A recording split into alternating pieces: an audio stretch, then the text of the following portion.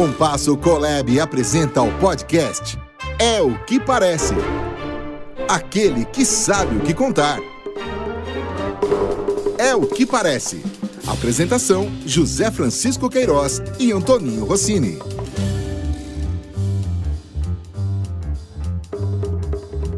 Olha, antes de entrar no nosso papo de hoje, eu queria fazer um registro aqui que para nós é muito importante, porque uma gravação que nós recebemos do nosso querido amigo Jaime Troiano, que é da Troiano Branding, especialista na área de análise e valorização de trabalhos ligados a marcas e perenidade das empresas, e ele teve a paciência de ouvir um pouco do É o que Parece e mandou uma mensagem que gostaria de passar a vocês, porque para nós é muito importante o que o Jaime Troiano pensa do que é o que parece. Olá, Zé Francisco, Rossini, meus queridos amigos. Eu tenho acompanhado o É o que Parece. Eu tenho várias razões para gostar do que vocês fazem, além do conteúdo e gostar de vocês. Eu acho que tem uma frase que eu nunca mais esqueci de um grande filósofo, talvez o maior filósofo dinamarquês, o Kierkegaard, que ele dizia assim: a vida só pode ser compreendida olhando-se para trás, mas só pode ser vivida olhando-se para frente. Ora, bolas, o que vocês estão fazendo com o É o que Parece é exatamente isso, a nossa vida olhada para trás como um indicador do que nós somos, de como nós podemos projetar o nosso futuro. Aliás, é uma coisa que eu faço muito nos projetos que a gente conduz na minha empresa, porque as raízes são muito ricas. Uma vez eu aprendi uma frase que eu nunca mais me esqueci, que é "The fruits are in the roots", dita por um grande amigo meu, americano, e eu uso isso constantemente. Quer dizer, olhar para trás é uma forma não apenas nostálgica, mas é uma grande fonte de inspiração, uma fonte pedagógica para você construir o caminho que vocês têm para frente. Então, o É o que Parece é muito fruto desse meu sentimento e por isso que eu gosto tanto dele. Então, continuem com todas as histórias maravilhosas que vocês têm para contar. Um abração para vocês, parabéns! Este é o depoimento do Jaime Troiano, um profissional de muito respeito, a quem nós agradecemos imensamente e gostaríamos de contar com ele acompanhando e fazendo sugestões a respeito do que parece. Obrigado, Jaime. Olá, meus amigos, aqui estamos, Rossini e eu à distância e o Lupe mais à distância ainda na Compasso. Nós estamos aqui para apresentar mais um programa do É o que Parece.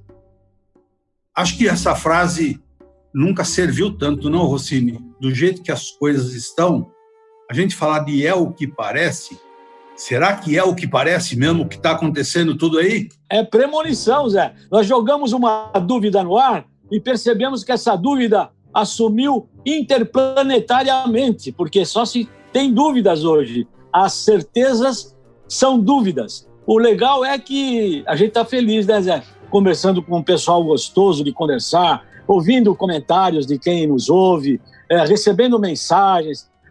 Olha, não quero outra vida, jura por Deus. Estou muito feliz. E também não exagera, não? Você não quer outra vida? Não. Olha o que você fez, olha o que você fez. Eu ia elogiar o Lupe, ele já entrou dando risada, então você vê que ele tá feliz também. Bom, sempre há razão para ser feliz, tem que descobrir como, em cada momento e por quê. Sempre há razão. Bom, então vamos começar a nossa conversa de hoje? Vamos embora, hein, galera?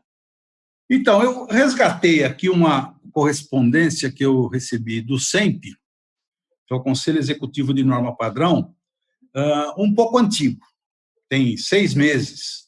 Isso foi publicado pelo SEMP em dezembro de 2019 e me chamou a atenção que é um artigo cujo título é "O que pode acontecer em 2020". O que é que se escreveu em dezembro sobre 2020 a respeito dos negócios, da publicidade, da comunicação, e o que é que nós estamos vivendo hoje e o que é que nós viveremos depois de acalmar dessa tempestade que nós estamos passando. E eu acho que pode dar um bom papo, porque valeria a pena, né, saber o que se dizia em dezembro de 2019 sobre 2020. São highlights que tem aqui, eu não vou comentar, não vamos comentar toda a matéria, mas pensar alguns pontos importantes, né? São, inclusive, informações do exterior, não é a respeito do mercado brasileiro, mas que, de alguma forma, tem a ver com o que nós vivemos aqui também. Então, essa matéria começa a dizer que a Forbes ouviu 22 líderes de marketing nos Estados Unidos sobre o que pode acontecer no próximo ano. E entre essas provisões, pontos que chamaram a atenção, foi um ponto que nós já colocamos aqui, ele volta à tona, é que mais pessoas estarão mudando para canais de conversa particulares, longe dos olhares das marcas.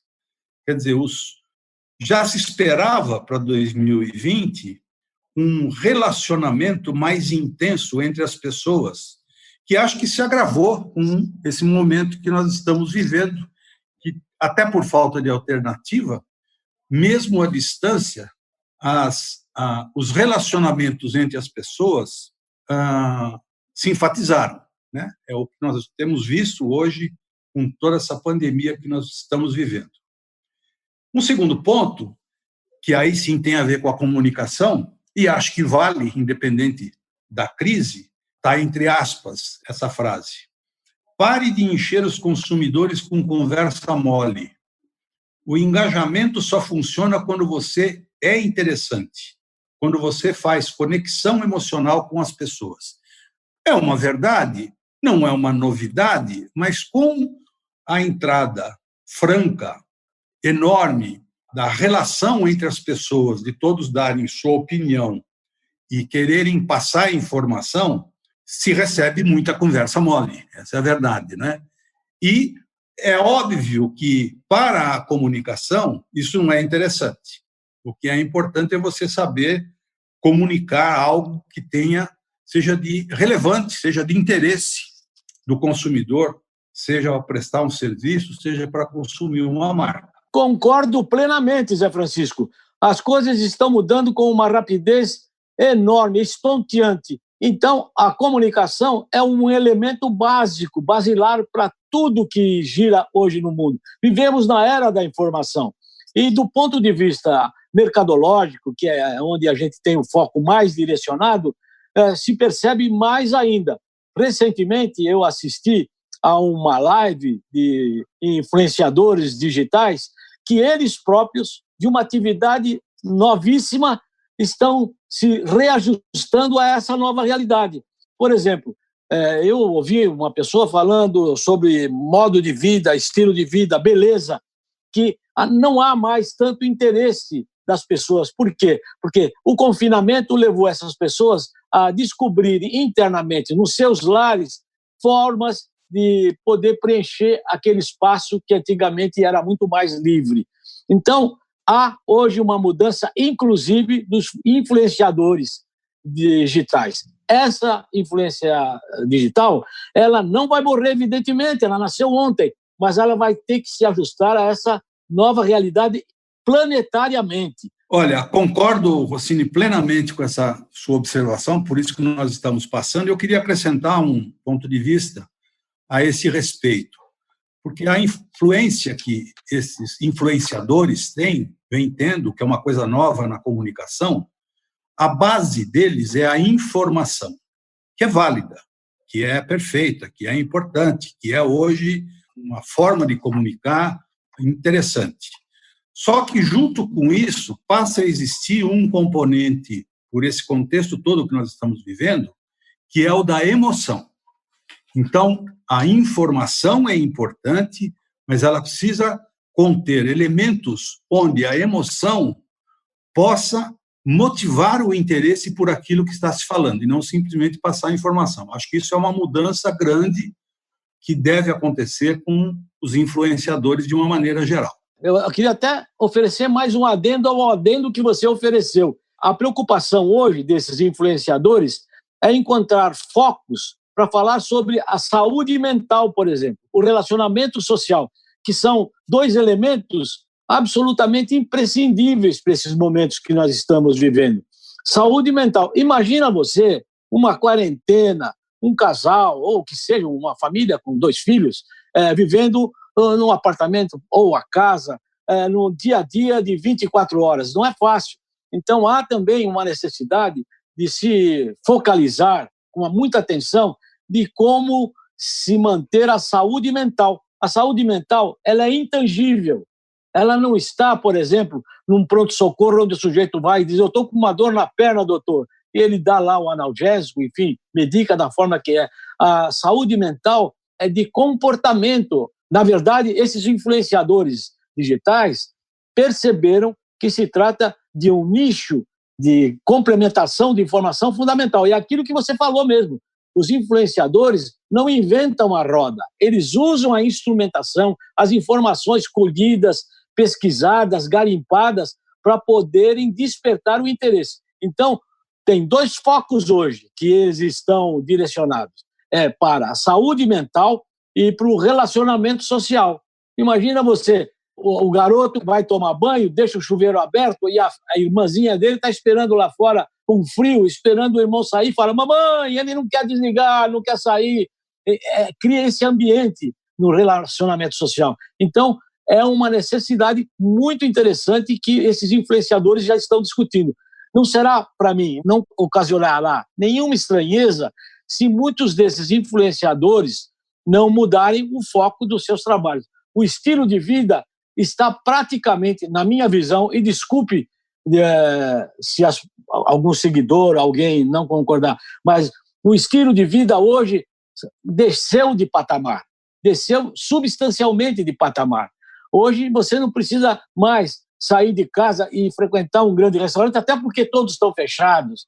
Então, não precisa ir numa loja comprar um modelo de luxo, porque ninguém vai te ver. Há um clima que, embora tenha prazo para terminar, mas não está ainda bem definido, as pessoas estão mais preocupadas com a sua saúde, com o seu relacionamento, e isso vai mudar o cenário.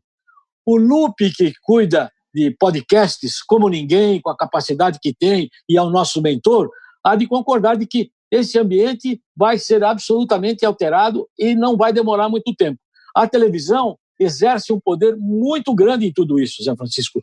E os anunciantes que não estão hoje engajados diretamente nessas campanhas de solidariedade, de oferecimento de recursos financeiros, de equipamentos para desentravar os hospitais, esses estão falando de seus produtos de uma forma muito mais amena, muito mais palatável, sem falar com aquela violência: compre agora, venha já.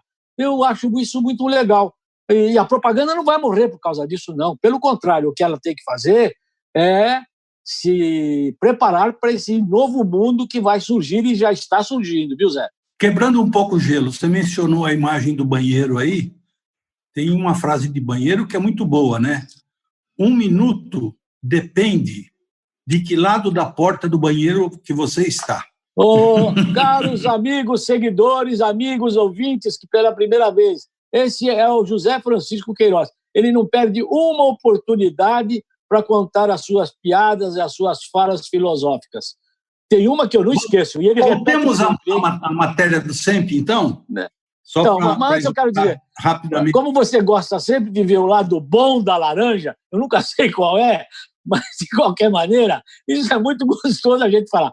Volta a falar do SEMP, Zé. Para a gente esgotar o assunto aqui dessa matéria do SEMP, eu queria abordar 2 pontos. Um ponto é que foi publicado pela revista Market Week, estamos falando de dezembro de 2019, que apontou 2 destaques ao conversar com 6 líderes da área no Reino Unido. O primeiro destaque é: o investimento na mídia de longo prazo parece ter recebido muita atenção e deverá voltar. E o segundo destaque é: agir com propósito, essa palavra para mim é mágica, pode resultar em uma diferença significativa e mensurável.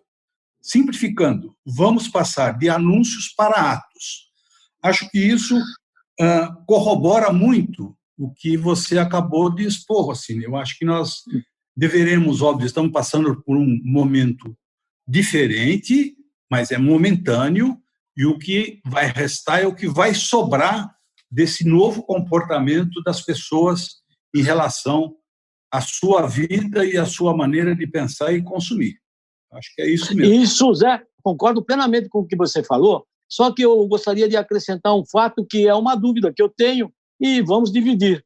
É o seguinte, tem que fazer esse investimento de longo prazo, buscar fixar as pessoas em torno de uma linguagem muito mais emocional, muito mais sentimental. Porém, eu não sei como vão se comportar as marcas. Os produtos têm lá suas alternativas, mas as grandes marcas. Por quê? Porque eu estou entendendo de que as grandes marcas devem usar uma estratégia diferenciada, Zé Francisco. Porque antigamente você olhava na televisão e no pack shot, na última mensagem você tinha uma marca, um nome, eu vou citar hipoteticamente Coca-Cola, Banco Itaú, que te traziam, resgatavam todo o seu conhecimento a respeito. Eu não sei como é que essas marcas vão fazer. Sinceramente, eu acho que precisa ter gênios, precisa se criar uma nova forma de pensar a comunicação institucional dessas marcas. Salvo o melhor juízo, os investimentos para fixação de marcas diante dessa nova realidade que o mundo está começando agora, mas viverá para uma boa temporada, ainda não está bem definido. Pensadores, criativos, profissionais de marketing têm que olhar com muita seriedade. De repente, uma marca que vale muito hoje, até 2019, pode não valer tanto daqui para frente. Eu não sei se eu estou errado, mas esses investimentos é que me assustam um pouco. Essa maneira nova que nós estamos sentindo de como as pessoas estão vivendo, eu tive a oportunidade, ainda ontem, de ver publicado pelo IAB uma declaração da vice-presidente do Facebook para a América Latina. O nome dela é Marin Lau. E ela coloca alguns pontos que eu acho que tem muito a ver com isso tudo que você falou. Segundo o Facebook, e com a experiência que eles têm no relacionamento que eles oferecem para as pessoas, o resumo dela diz o seguinte: haverá uma maior conexão e maior engajamento entre as pessoas. 70% dos vídeos de grupos dobrou globalmente. Quer dizer, existe aí uma junção de tribos que faz com que, à distância, as pessoas comecem a ter pensamentos comuns para poder estar engajadas. O que também vai acontecer é uma busca de melhores sensações, das pessoas quererem sentir mais, das pessoas se relacionarem mais do lado do ponto da emoção. E do ponto de vista de consumo, isso que me chamou a atenção, e está dentro disso que nós estamos falando, haverá mais gastos com alimentos saudáveis, orgânicos e frescos, produtos preventivos de saúde e o que fazer em casa para se divertir. Quer dizer, que é uma mudança de comportamento para o interior e que tem a ver com aquilo que você consome à distância e dentro de casa, que com certeza isso trará uma mudança significativa nos processos de comunicação dos novos tempos. Vamos fazer um exercício de futurologia. Você que é um homem que foi criado dentro de agência de propaganda, Zé Francisco, muito mais do que eu. Eu fui mais um comentarista, sou mais um observador que escreve a respeito, mas você viveu dentro de agência há 40, 50 anos. Como é que você imagina daqui para frente que vão funcionar as agências? Ou elas não vão mais viver? Não, eu acho que a prestação de serviços na área da comunicação é fundamental. Não adianta você fazer economia sem saber se você está fazendo a comunicação correta. Isso tem um preço. É um serviço que é prestado que faz com que a comunicação seja mais necessária, seja mais pertinente e possa contribuir com o desenvolvimento econômico das empresas. Acho que, por tudo isso que está acontecendo, tem uma área antes da criação, antes da mídia, que ganha destaque, que é a famosa área dentro da agência de propaganda, que é o famoso planejamento. Esse planejamento, ele tem, por necessidade da sua atuação, descobrir não só nichos, mas forma de se comunicar. E acho que com todas essas mudanças, os novos briefings, seja da área de marketing dos anunciantes, seja da prestação de serviço da área de planejamento das agências de propaganda, este ponto tem que ser muito discutido e debatido. E descobrir oportunidades que, com certeza, existirão, só que elas terão que ser mais pertinentes daquilo que o consumidor está esperando. Essa matéria que eu mencionei do SEMP tem um dado de pesquisa aqui, que eu não vou me alongar nele, mas tem muito a ver com isso, né? Que a matéria diz o seguinte: se você não gosta de pop-ups quando você está vendo a internet, pense que também o seu consumidor não gosta. Isto é significativo, não pelo valor, mais valor ou menos valor do pop-up, é o que você está oferecendo em que momento. Se a pessoa está, de fato, querendo receber aquela comunicação que possa se interessar por uma mensagem tão simples e tão rápida quanto um pop-up.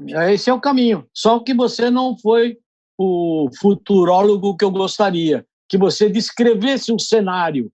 Você descreveu a técnica, mas assim, o RTV, aquele que qualifica o material que vai ser veiculado, vai continuar existindo? O agente que aprova um planejamento de investimento num determinado veículo vai existir? Ou isso tudo vai virar máquina? Não. Ainda continua válido o que nós temos lido e ouvido de vários entendidos no assunto da comunicação. Nada substitui o talento. A máquina, o desenvolvimento técnico e tecnológico existe para criar formas de contatos que possam ser apropriados para o mundo que nós vivemos. O que colocar dentro disso é o talento que vai dizer. Quem tem esse talento não é a máquina, é o ser humano. Tem uma frase antiga que diz que uma página de anúncio ou 30 segundos na televisão são aqueles que estão ali. Cabe o que você vai colocar lá dentro para saber se você vai ser mais importante de passar aquela comunicação ou não. Isso quem faz é o homem, não é a máquina. E você resgatou, de fato, o motivo, o grande agente que nos estimulou a criar esse É o que Parece. Lá atrás a gente falou, e com certeza falará ainda muitas vezes, sobre campanhas publicitárias de sucesso do passado e a relação delas. Existe na sociologia um dado que é fundamental. A gente só pode vislumbrar o futuro conhecendo bem o seu passado. Então, eu acho que a gente está casando bem, modéstia à parte, porque mostrar campanhas que tiveram sucesso, e o primeiro sutiã do Washington Oliveto é clássico no mundo inteiro, provavelmente poderá servir para balizar o que vai acontecer lá na frente, porque, de fato, é aquilo que você falou. No espaço de 30 segundos, ou numa página de jornal, ou num quarto de revista, tem lá uma mensagem que provoca o desejo, o estímulo de se comprar um serviço ou se comprar um produto. Então, Zé, assim, no meu pensamento, a gente não pode esquecer o passado, mas vislumbrar o futuro é uma ferramenta, um artifício que a gente tem que usar cada vez mais. O nosso cérebro tem que melhorar o seu desempenho e imaginar como será esse futuro, que ele pode todo mundo me criticar, mas ele é incerto. A gente está vivendo agora, mas daqui a pouco, com toda essa mudança tecnológica, com pandemia, com outros problemas que poderão surgir, a gente não sabe como vai ser. Mas na área da comunicação, de fato, nós estamos cumprindo um papel interessante. Não me sentiria acanhado em absoluto de mostrar peças lá do passado que fizeram sucesso e de como a gente pode imaginar que elas farão no futuro. É o que eu penso, Zé. Se eu pudesse voltar atrás, eu gostaria de ter meus 20, 25 anos com o que eu aprendi nesses 50. E nós vamos ver que tem muita coisa ainda que pode ser feito. Tudo é uma questão de oportunidade, analisar aquilo que está se fazendo e aproveitar os momentos oportunos. Acho que a comunicação ela continua tendo um papel vital. Nós temos lido aí vários exemplos de empresas que continuam fazendo seus investimentos em comunicação, já mudando a forma de comunicação para os tempos atuais, e uma parte delas se recolhendo. Essas que estão se recolhendo, em algum momento, elas perderão alguma coisa no futuro. Essas que ainda acreditam que a comunicação tem um papel importante para manter vivo o sentimento do valor daquelas marcas que são anunciadas no decorrer do tempo, elas tendem a terem uma duração maior e serem mais lembradas. Eu acho que é isso, Rossini, acho que a gente esgotou bem esse assunto por hoje, e eu queria propor, mudando um pouco, que hoje você fosse o portador da nossa frase do dia. Olha, é com muita honra que eu vou citar Charlie Chaplin. A frase do dia. Charlie Chaplin disse: a mente humana é como um paraquedas. Funciona melhor se estiver aberta. O que você acha? Muito bom, muito bom. É isso aí, meus amigos. Podemos ficar por aqui. Voltamos logo mais, semana que vem, com outro programa. Vocês não se esqueçam. Eu acho que esse programa ele pode ser reservado, Rossini, e eu gostaria de ouvi-lo novamente daqui a um ano, para saber tudo isso que nós falamos e em que pé nós estaremos em maio de 2021. Enquanto isso, você pode nos acompanhar de várias formas, seja através do Facebook, com o podcast É o que Parece, no Instagram com @podcast É o que Parece, no YouTube É o que Parece, Twitter É o que Parece, ou mesmo se comunicar conosco, dando sugestões, dando sua opinião, só vai nos enriquecer e vai nos direcionar através do e-mail eoqueparece2020@gmail.com. Nada mais a declarar, Rossini. Olha lá, gente, muito obrigado pela atenção. Não se esqueça, qualquer motivo para entrar em contato conosco só nos honra, porque esse é o nosso objetivo. A gente quer conviver, quer estar sempre ativos para fazer com que as coisas da comunicação, os negócios, a vida, enfim, flua de forma agradável para todos. Muito obrigado, pessoal. É o que parece. Aquele que sabe o que contar. Apresentação: José Francisco Queiroz e Antoninho Rossini. É o que parece. Realização: Compasso Colab.